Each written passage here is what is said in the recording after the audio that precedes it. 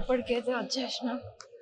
ఇక ఇక్కడ కౌంటర్ దగ్గర ఫోన్ గిట్లా ఏమన్నా వస్తువులు మరి ఉంటే పెట్టేసి టెంపుల్ దర్శనంకి పోవాలి. ఇక అందరం కలిసి దర్శనంకి అయితే వచ్చేసినాం. యాదాద్రి టెంపుల్.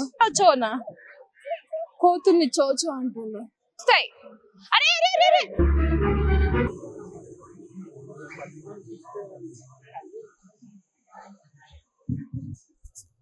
సో మొత్తానికి అయితే ఏంటంటే దర్శనం కూడా అయిపోయిందండి. అనుకోకుండా మేము ఏంటంటే వచ్చేసరికి బ్రేక్ దర్శనం నడుస్తుండే. సో బ్రేక్ దర్శనానికి ఏంటంటే 300 అంట. సర్లే ఇప్పుడు మనకి పిల్లలు ఉన్నారు, వీళ్ళు అంతున్నారు, కింద పప్పీస్ ఉన్నాయి కార్ల, ఎందుకులే అని చెప్పేసి ఆ టికెట్ తీసుకున్నాం. దర్శనం మాత్రం చాలా బాగా జరిగింది.